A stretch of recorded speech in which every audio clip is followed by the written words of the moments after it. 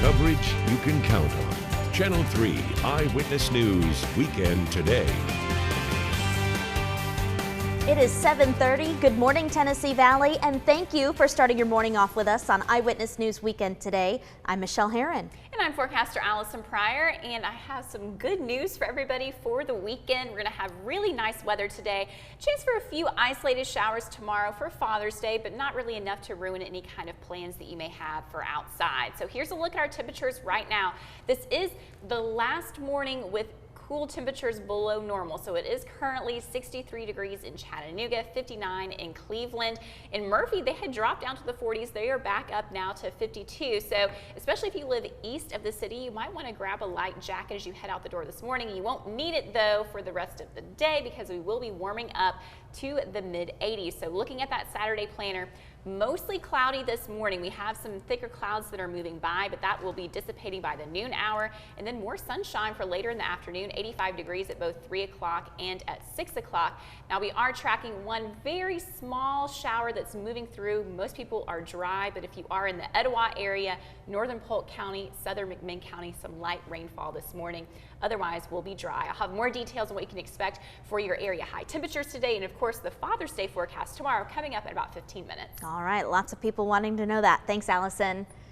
A wanted man in Chattanooga is behind bars after leading authorities on a high-speed chase yesterday. 19-year-old Theonda Thorne led police on a chase all the way from Knoxville to Ottawa. Authorities say he reached speeds of up to 130 miles per hour. The chase ended when he crashed into another car on I-75 South. We're told the suspect had warrants for aggravated burglary. Police also felt that he was dangerous enough to continue that high-speed chase despite heavy Friday afternoon traffic. Fire investigators in Marion County are working to determine the cause of a fire that destroyed KFC in Kimball. Erica Giddens was working at a nearby Waffle House as a server at the time. She's also a volunteer firefighter. Her manager let her clock out to help put out those flames. She says that she's always ready to serve the community. Investigators are still trying to find out what caused that fire. Right now, it's not clear if that restaurant will rebuild. Crews from Reflection Riding hope to find a missing bobcat this weekend.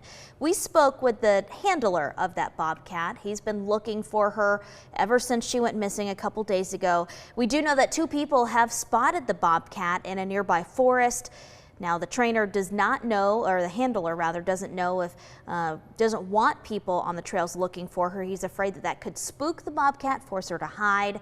But officials do say that if you see her, take a picture of her, don't approach her, just call the number on your screen. This is what that bobcat looks like.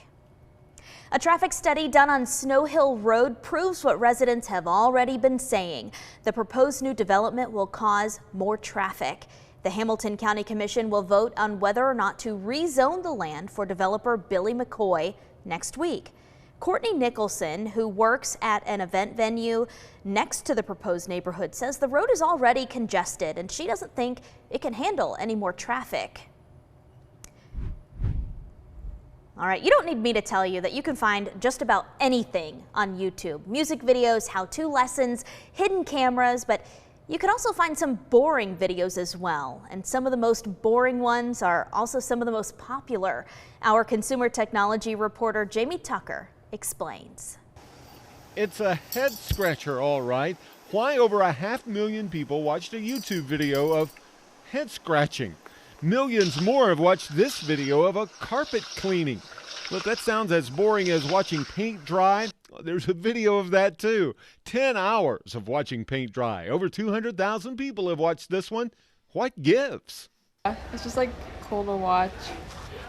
Does it seem a little strange? It is like really weird when you think about it. It's like soap or like sometimes it's like slime or something weird, but I think it's very cool. In a world where we're bombarded with messages, ads, images, and sounds trying to get our attention, boring videos like these are captivating to us because our brains crave a break. So videos of soap carving are apparently just what we need. I think to get your mind off something that's like makes you curious and it entertains you. Kind of reset your brain. Yeah, kind of distracts you from your normal life. These are different from the ASMR videos, which stands for Autonomous Sensory Meridian Response. Those videos and audio elicit a tingling sensation on the skin. Psychologists told me after watching an oddly satisfying video, you may find it a lot easier to focus at work. However, I'm not sure that actually applies to someone watching 10 hours of paint drying. That's What the Tech. I'm Jamie Tucker. New this morning, the United Auto Workers Union is calling for change after a vote to unionize at Volkswagen Chattanooga failed. Channel 3's Grace McKenna is following this latest development. She joins us now live with more on what action the group is calling for. Grace? Michelle, that's right. The UAW is looking to Congress. They want legislators to take a deep look at our country's labor laws and NLRB rules, which they say made it impossible for workers at Volkswagen Chattanooga to unionize. Now, that vote finally finished up last night, and it failed by a narrow margin. 833 workers voted against unionizing Volkswagen, while 776 voted in favor. That's a gap of just 57 votes. But that vote coming 30 closer to passing than it did in 2014. At a press conference last night, Channel 3 spoke with the UAW, and officials say they blame the vote's failure on political interference and a fear campaign against the workers. Michelle, we expect to hear more about this today. The UAW is having another press conference. We will be continuing to bring you updates on that throughout the morning and later today to hear more about what changes they would like to see. Live in Chattanooga, Grace McKenna, Channel 3 Eyewitness News. All right. Thank you, Grace.